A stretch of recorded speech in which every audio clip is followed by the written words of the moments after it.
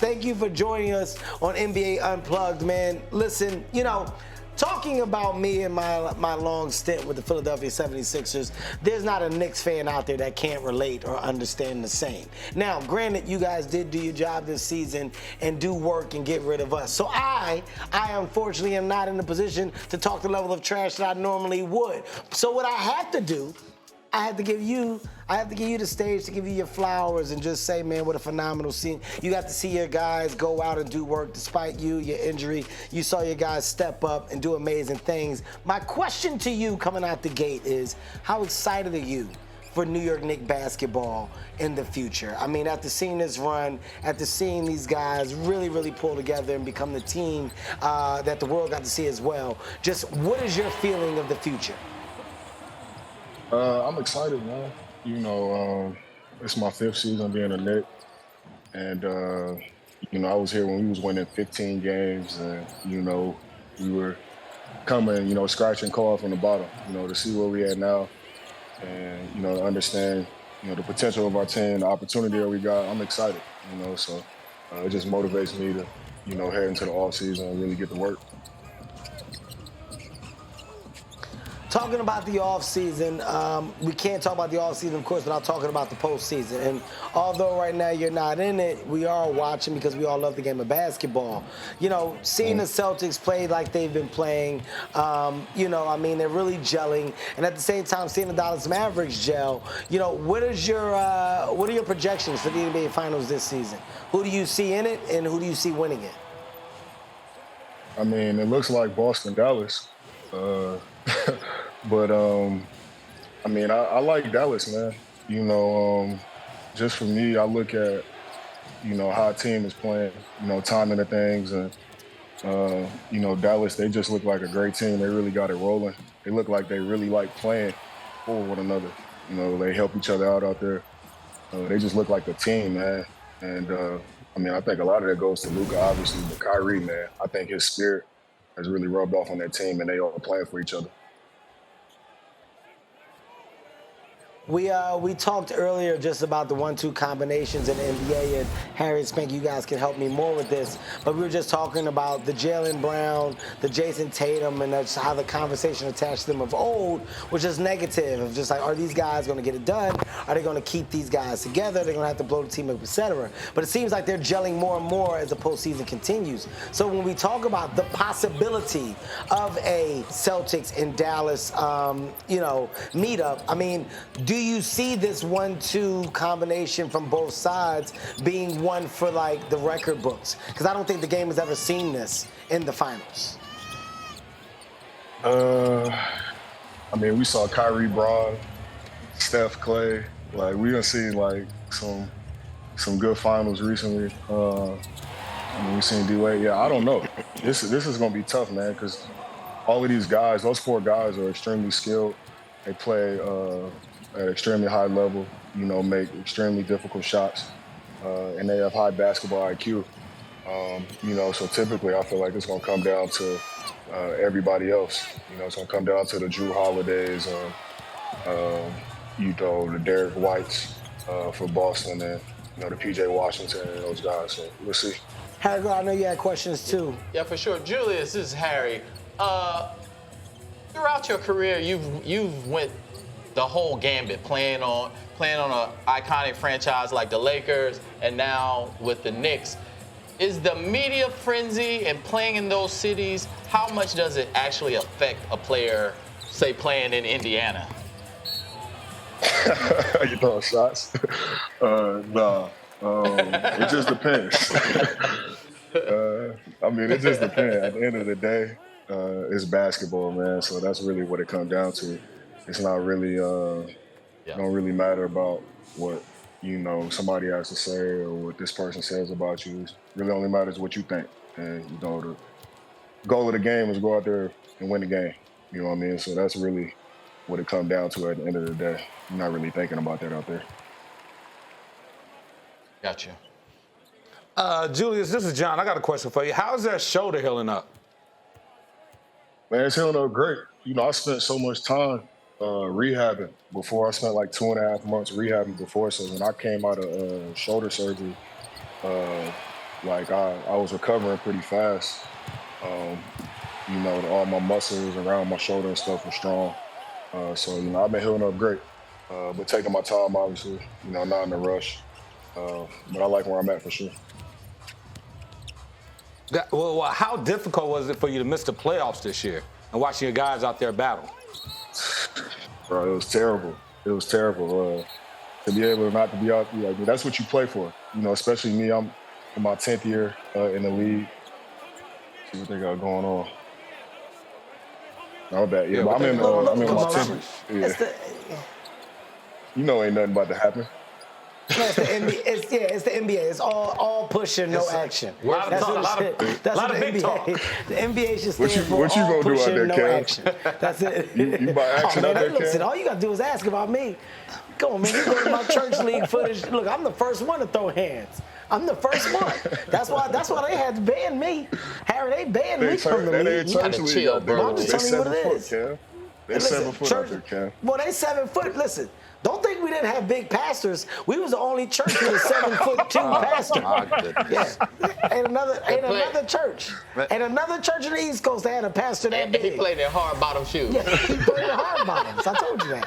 Hey, I told you that. Did he have wheels on the bottom of his shoes? No, I told y'all that. I told y'all about our Played in Stacey Adams. Hey, listen, Julius, you got to help settle a debate. All right, right now, okay, there was a physical altercation, so they got a little dead space. So I'm going to ask you this question. We're having a hard debate.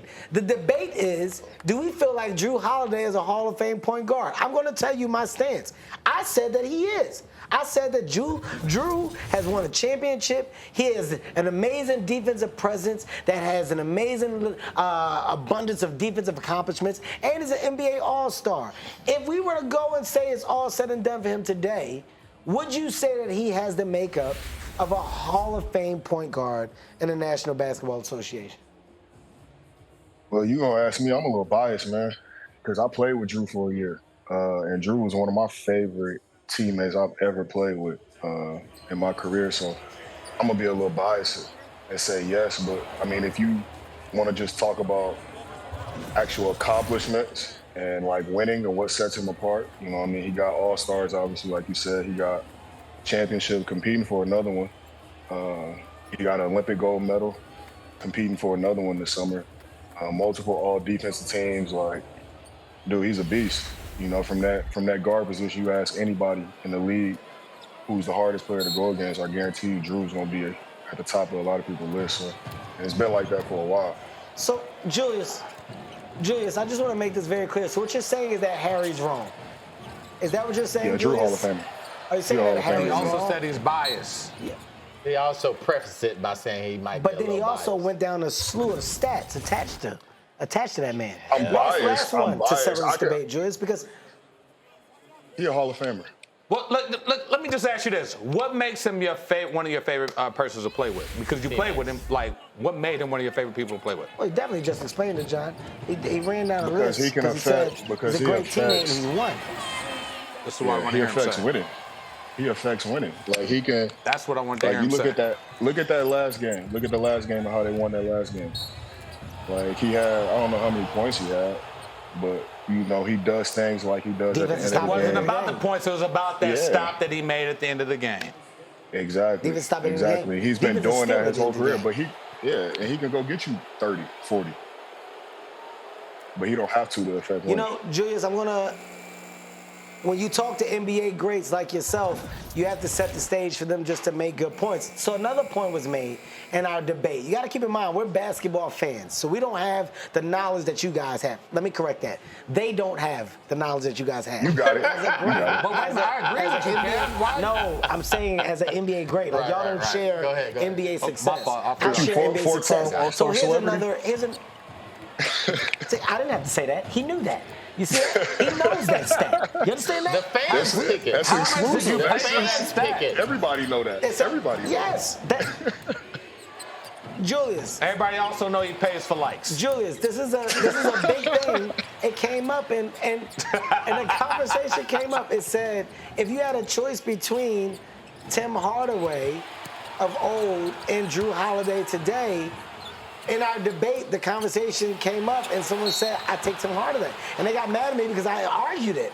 I said, well, you can't take Tim Hardaway over Drew Holiday. I said, Drew Holiday has done more. Not to say that Tim Hardaway isn't an amazing point guard and an amazing face in the league, but I ask you, who would you take if there's an opportunity to get Tim Hardaway of old and Drew Holiday today? Tim Hardaway Sr., by the way. Yes, he knows we're talking about senior. I'm taking Drew. I'm taking. That's no disrespect to the OG. I love the OG, but I'm just no disrespect to the OG at all.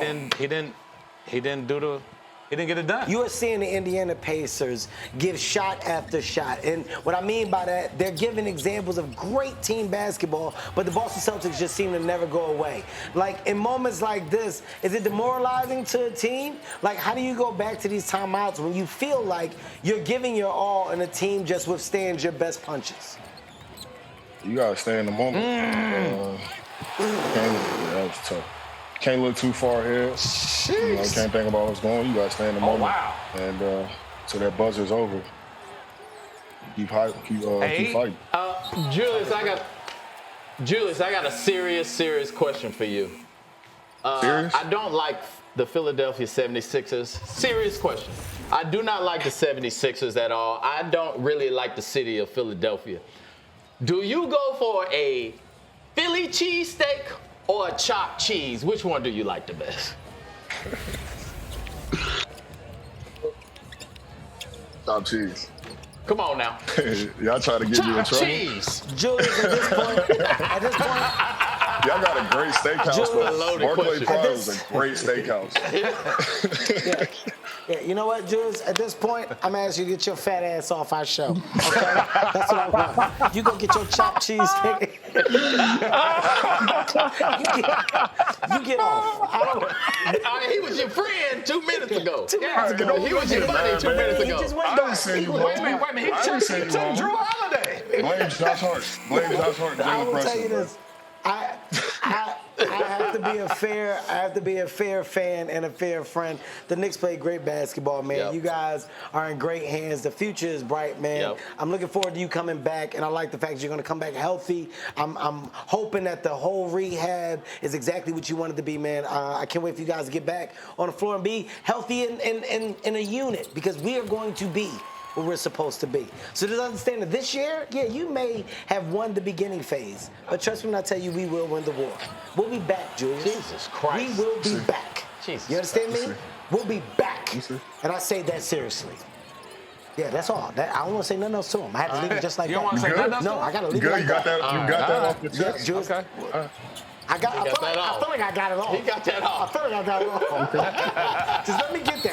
You don't give me nothing else. Just let me get that. Jules, I appreciate you for coming on, man. Thank you so much. We appreciate you, your wisdom, more importantly, your just POV on the game overall. This is NBA Unplugged. That was Julius Randle. Julius, get out of here, man. We'll see you next time. Love you. Appreciate it. Yes, sir. Wanna try to boast at what I look like. Think I'm gonna try to wear I pull up long range. Jimmy with the heat, I'm on fire. It's NBA on the ESPN.